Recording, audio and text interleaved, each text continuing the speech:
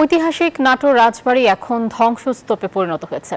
প্রশাসনিক কর্মকর্তাদের অবহেলা, অব্যবস্থাপনা আর দখলে জৌলুস হারাচ্ছে রাজবাড়ি। দখলমুক্ত করে প্রত্নতাত্ত্বিক এই নিদর্শনটির ঐতিহ্য ফিরিয়ে আনা হোক দাবি সচেতন মহলের। আর গতানুগতিক আশ্বাসের বাণী শুনিয়েছে জেলা প্রশাসন। নাসিমউদ্দিন নাসিমের পাঠানো তথ্যচিত্রে ডেস্ক রিপোর্ট। অর্ধবঙ্গেশ্বরী খ্যাত নাটোর রানী ভবানী রাজবাড়িটি এপার বাংলা এবং ওপার বাংলায় বেশ খ্যাতি রয়েছে।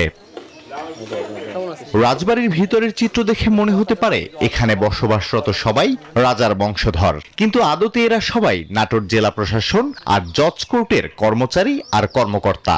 জেলা প্রশাসনের ড্রাইভার, মালি, দারোয়ান, অফিস সহায়ক থেকে শুরু করে এডিসি, সহকারী কমিশনার সকলেরই বসবাসের জন্য যেন একটি স্থান নাটোর রাজবাড়ি। বান্ডেল থাকলে প্রতি সেনমানিতে টাকা বাঁচবে। বিকাশ সেনমানি বান্ডেল কিনে জিতুন প্রতি লেনদেনে। রাজবাড়ির ভিতরেই গড়ে উঠেছে উপজেলা ভূমি অফিস আর কর্মকর্তাদের খেলার টেনিস ও ব্যাডমিন্টন মাঠ।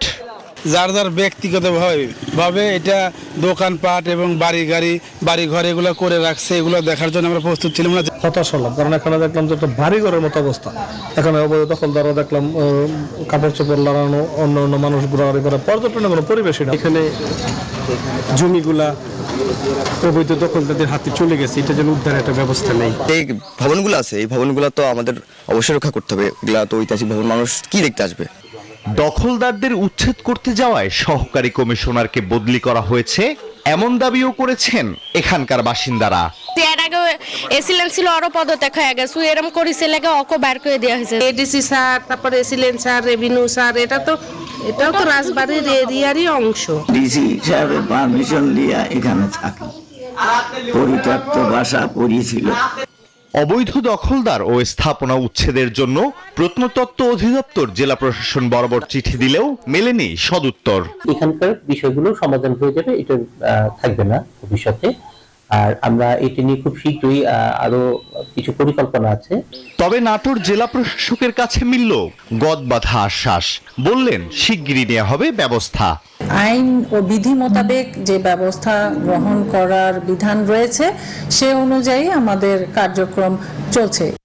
শহরের বঙ্গজল এলাকায় 1706 থেকে 1710 সালে 120 একর জায়গায় নির্মিত হয় রানী ভবানীর রাজবাড়ি।